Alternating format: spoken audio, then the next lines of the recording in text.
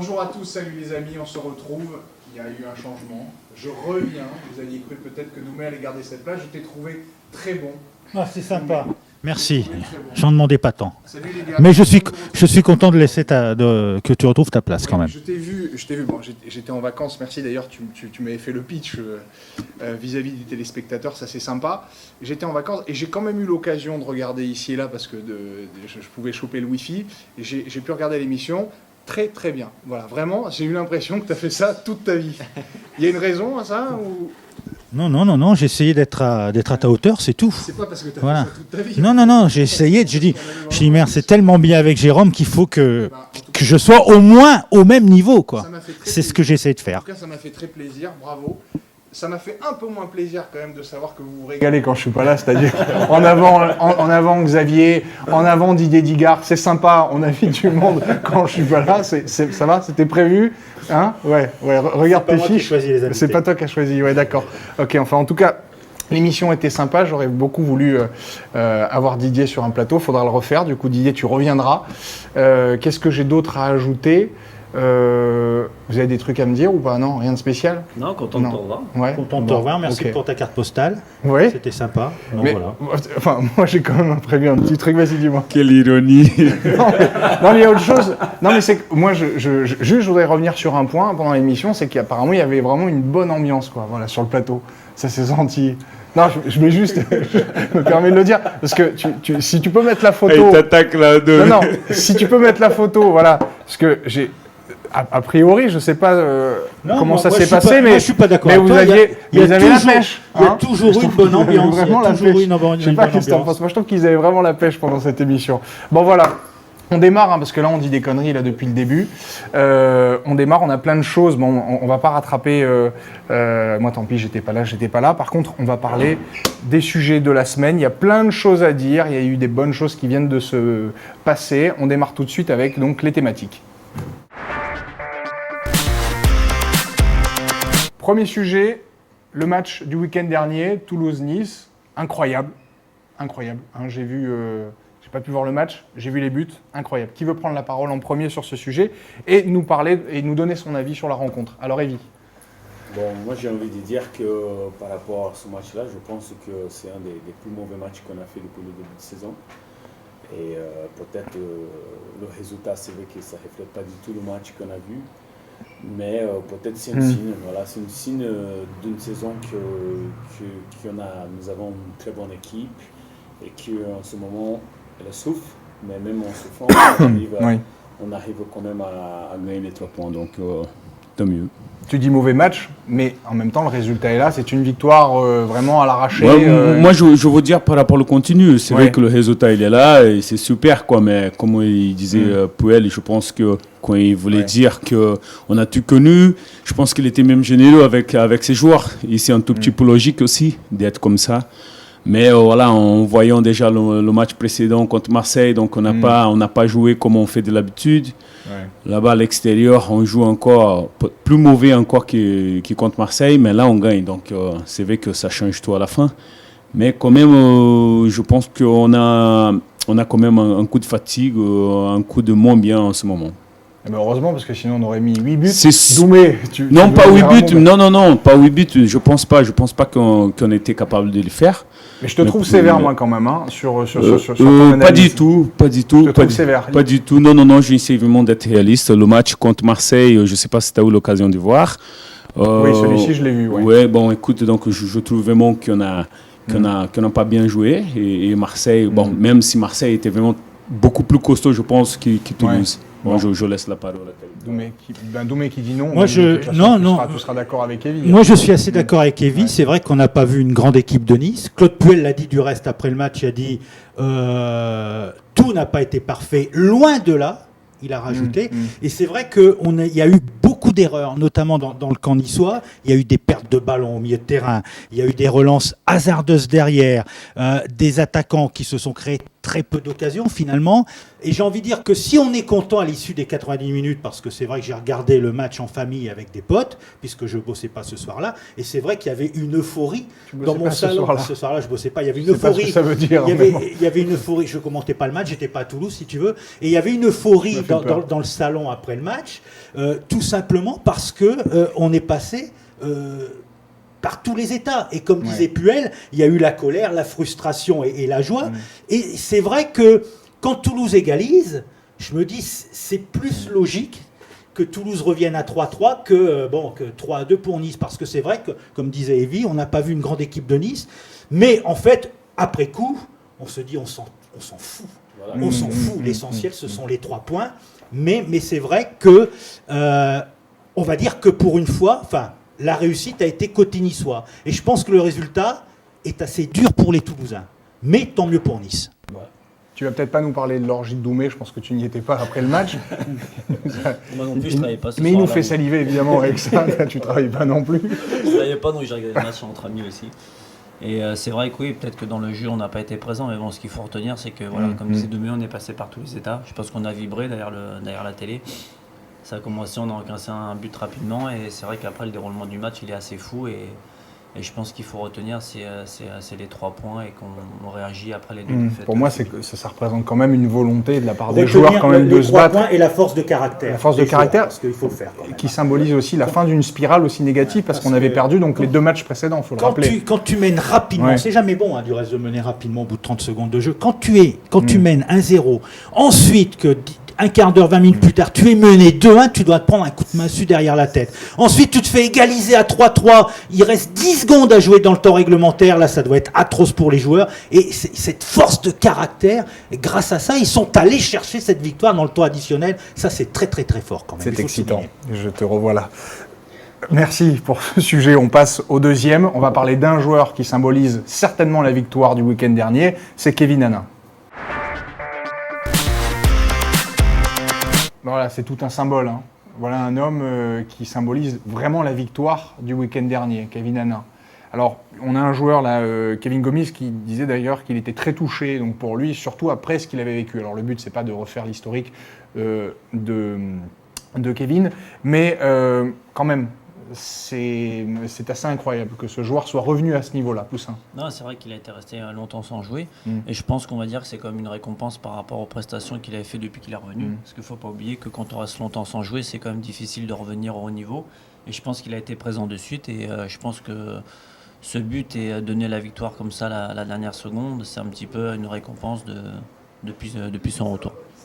Doumé. J'ai envie de dire que ça a été quand même un moment d'intense émotion. Et c'est DJ Digard qui, après la rencontre, puisque tu citais Kevin Gomis, DJ Digard, le capitaine, qui disait, on sait qu'ils sont potes, hein, on sait que si Kevin Hannin est à Nice, c'est en partie grâce à Digard. Mais Digard disait, et à juste titre, et c'était sincère de la part du capitaine, je suis encore plus heureux que si c'était moi qui avais marqué. Et c'est vrai qu'il y a eu des moments d'émotion intenses. On le voit quand il marque le but, tous ses partenaires vont sur lui. Donc des moments d'émotion pour lui, pour ses partenaires, pour le staff, pour ses proches, pour tout le monde en fait. Et j'ai envie de dire que, ok, il est rentré dans le match. Il n'était pas content, hein, il n'était pas content d'être remplaçant, mais bon, il n'y a pas beaucoup de joueurs qui aiment se retrouver sur le banc. Mais quand il rentre sur le terrain, on voit qu'il a envie de tout donner, quoi. Et j'ai envie de dire bravo à ses partenaires qui ne l'ont jamais lâché. Ils ont toujours été derrière lui. Bravo à Claude Puel, qui, malgré ses 4-5 mois d'absence pour des raisons personnelles dont on ne va pas reparler ici, bravo à Claude Puel qui a continué à lui faire confiance. Et j'ai envie de dire aussi, un merci aussi à Marsiglia. Parce que quand Hannin arrive à Nice, c'est Marsiglia. Et Marsiglia, malgré tous ses problèmes, lui aussi lui fait confiance et ne le lâche pas. Evie, je ne sais pas comment tu vas te démerder parce qu'il a tout dit. Honnêtement, il a tout dit. Voilà, il a tout dit. Je pense que c'est une belle réponse déjà qu'il donne. Hein. Franchement, c'est vrai qu'il a eu un coup de chance d'y être là dans le bon moment et tous les joueurs, ils ont besoin de ce coup de chance aussi, d'être décisifs. Je pense que ça va les motiver encore plus. C'est une belle réponse justement par rapport peut-être c'est quand même une réaction. Tu as joué contre Marseille, on ne joue pas bien. On perd le match, donc peut-être que lui, dans sa tête, il il se disait, bon, bah, écoute, je suis pas vraiment pour grand-chose après Marseille. Donc là, l'entraîneur le met sur le banc et après, il devient décisif. Donc c'est une super réponse. Oui, je crois. Alors ça veut peut-être signifier que la machine est relancée. Je parlais tout à l'heure de la fin d'une spirale négative. C'est le prochain sujet. Alors à l'issue de ce week-end, on est passé 6e, mais heureusement qu'on a gagné. On est toujours 6e, on peut dire. On est toujours 6e, mais ça aurait été beaucoup journée. plus compliqué si la machine n'avait pas été relancée pendant le week-end. On est d'accord, au moins sur ce dernier match. Alors ça y est, est-ce qu'on va pouvoir aller maintenant jusqu'au bout de cette saison avec des ambitions à la hauteur du résultat face à Toulouse? Non, je pense que déjà ce week-end, ce qui était important, c'était de renouer avec la victoire. Parce que quand on s'installe dans une mauvaise spirale, après de s'en sortir, c'est toujours difficile. Et je pense que Nice ne méritait pas de finir la saison sur des mauvaises notes. Donc il y a eu une bonne réaction ce week-end et on est prêt pour le sprint final. Mais voilà, comme le disait Didier quand il était venu, je pense qu'il faut prendre match après match et on verra à la fin de saison où est-ce qu'on sera. Il ne faut pas se mettre de pression particulière à dire on s'est relancé. Nice a toujours avancé chaque week-end, donc il faut prendre match après match et on verra où est-ce qu'on sera à une journée ou 2 journées de la fin. Il faut prendre match après match. Non, on va changer l'ordre. J'ai envie d'un peu de folie dans cette émission, tu vois, on fait ce qu'on peut. Vas-y, c'est... Bon, oui, mais je suis un tout petit peu d'accord avec ce qu'il a dit Poupou. Donc je pense vraiment que cette équipe, c'est vrai qu'avec ce match-là qu'on a gagné à l'extérieur, c'est vrai que ça donne toujours envie de jouer ce match le plus vite possible, ce match de Sochaux. Mais je vais essayer quand même d'être vraiment prudent parce que Sochaux, quand même, je pense que c'est plus compliqué de jouer contre ces équipes qui sont en bas de classement que justement celles qui sont en haut, qui pratiquent vraiment le bon foot, on va dire comme ça. Ne nous dis pas tout sur Sochaux, on en parle. C'est le sujet d'après. Ouais. Je rebondis pas sur le Poupou que je viens d'entendre. Hein, j'ai rien dit. Poupou, c'est Et plus franchement, intime. Je me suis étonné moi-même. J'étais propre là-dessus. Voilà, c'est dit. On va pas revenir sur ce truc. On vous laisse le libre choix de l'interprétation. Dario qui remarque. Ça, c'est bon, ça quand même. Dario qui remarque aussi, hein, rapidement parce que et moi je suis content parce que je le disais la semaine dernière ici, j'ai vu des supporters qui après Marseille ont dit mais Puel il est fou, il a fait jouer Dario titulaire, ça fait 2 mois qu'il n'a pas joué et j'avais dit la semaine dernière mais le problème c'est que si Puel ne met pas titulaire Dario contre Marseille, on va dire mais attends il met pas le meilleur buteur de l'équipe. Dario il a fait un beau match parce qu'en plus son mérite c'est que il n'y a pas eu beaucoup de ballons. Mais il a quand même pesé sur la défense toulousaine, notamment sur la charnière centrale. Et je suis persuadé que dans les semaines qui viennent, on va retrouver le super Dario, c'est-à-dire le Svitanic de la première partie de saison. Un mec efficace, accrocheur, combatif et puis un super finisseur. Et ça va être un atout supplémentaire pour Nice. Parce que n'oubliez pas, ça fait 2 matchs qu'il joue, il claque un but, ça faisait quand même 2 mois qu'il n'avait pas joué. Je te remercie quand tu es absent 2 mois, tu manques de rythme, tu manques de compétition, donc tu manques de rythme. Je te remercie de parler de buteurs, parce que justement, les buts, ça c'est aussi une stat qui est intéressante. Ça faisait combien de 88-89, donc ça fait 24 ans, 25 ans quasiment, que Nice n'avait pas marqué plus de 45 buts en Ligue 1. Ça y est, on y est aux 45 buts. C'est dingue quand même. Moi j'ai laissé la parole à Poussin, simplement. 3 secondes pour revenir un peu sur la thématique précédente. C'est clair que Nice s'est relancé. Des questions que je pose. Nice s'est relancé dans la course à l'Europe. Même si pas. Non, Jérôme, Nice s'est relancé dans la course à l'Europe. Il fallait pas perdre, même si c'est pas l'objectif premier cette saison. Mais surtout, ce qu'on a oublié de dire, c'est que derrière le trou est fait. Tu as, je sais plus, 7 points d'avance sur Lorient, tu as 8 points d'avance sur Bordeaux, tu as 9 points d'avance sur Rennes. Donc le trou est fait, et ça c'est une donnée importante aussi. Tu veux répondre Non, il a tout résumé, Domi. Merci. Il n'a pas répondu à ma question. Je parlais du nombre de points. Vous, à votre époque, non, il y avait un buteur pourtant. Tu étais buteur. Oui, non, mais c'est vrai que voilà, cette année, on a marqué beaucoup de buts. Et c'est vrai qu'offensivement, je pense qu'on est bien armé cette année. Et c'est prouvé par le nombre de buts qu'on a marqués. Bon, ok. Rien à rajouter, messieurs ? Non, mais c'est sûr, on l'a souligné que les saisons précédentes, il y avait une carence au niveau offensif. On arrivait. Il n'y a pas que ça, mais quand même, quand Nice a joué le maintien ces 3 dernières saisons, c'est tout simplement parce que On manquait d'attaquants, on manquait d'attaquants devant, on manquait de buteurs. Aujourd'hui, c'est vrai que Nice a un buteur et ça se voit. Parce que la défense, même quand on a joué le maintien, la défense a toujours été bonne. On a vanté les qualités de la paire Pessinovic-Sivelli, c'est toujours la même. Mais ce qui faisait des fois cette équipe niçoise, c'est qu'on n'avait pas d'attaquant. On pouvait pas, on ne marquait pas de but. Vas-y, tu termines rapidement. Non, mais là, je dois ajouter, je suis obligé de Vas-y, ajouter ajoute. que je pense que cette équipe-là, elle n'est pas comparable à celle des années précédentes, parce que le niveau de la qualité des joueurs, Bien sûr. elle est beaucoup plus supérieure, que ce soit techniquement et aussi physiquement. Donc non, c'est pas comparable. Bah, évidemment. Puis en plus, le classement l'atteste. Donc il n'y a pas de débat là-dessus. Il va falloir encore marquer des buts ce week-end, parce que là, c'est un match important. Avant le déplacement à Paris, qui de loin va être le plus compliqué de l'année, je pense. On nous dira, ça sera la prochaine émission. Nice-Sochaux, c'est ce week-end. Alors sans doute une occasion de se reclasser, alors que se jouent plusieurs confrontations directes. Bordeaux-Montpellier, Lille-Marseille et Lyon-Toulouse ce week-end. Nice-Sochaux, c'est le match à ne pas perdre, messieurs. On reprend la parole en premier. Oui. Donc c'est vrai que ça serait bien de confirmer à domicile. On reçoit une équipe de Sochaux, mais bon, comme le disait Evie tout à l'heure, jouer contre ces équipes-là, c'est toujours difficile. C'est les équipes qui sont en bas du classement et c'est toujours difficile de jouer contre ces équipes-là. Mais je pense qu'on a largement les armes pour s'imposer ce week-end. Sochaux, a priori, qui marche pas trop mal en plus quand elle est opposée à des gros du championnat de France, dont aujourd'hui on fait partie. Mais même à l'extérieur, quand tu regardes le parcours de Sochaux à l'extérieur, ils ont pris 13 points. C'est un peu moins seulement des points pris à domicile par cette équipe. Non, Sochaux est allé gagner à Lyon, d'accord, à Ajaccio. On peut dire que c'est pas une surprise, à Saint-Etienne aussi. Et surtout, ils ont battu Paris et Lyon. Certes, c'était Paris et Marseille. Certes, c'était à Bonal, mais battre Paris et battre l'Olympique de Marseille, il faut quand même le faire, quoi. Donc, je rejoins un peu Evie, ce qu'il disait tout à l'heure, je rejoins ce que disait Poussin à l'instant. C'est vrai que c'est toujours délicat d'affronter une équipe qui joue le maintien, parce que généralement, les mecs, ils n'ont plus rien à perdre. Ils ont tout à gagner.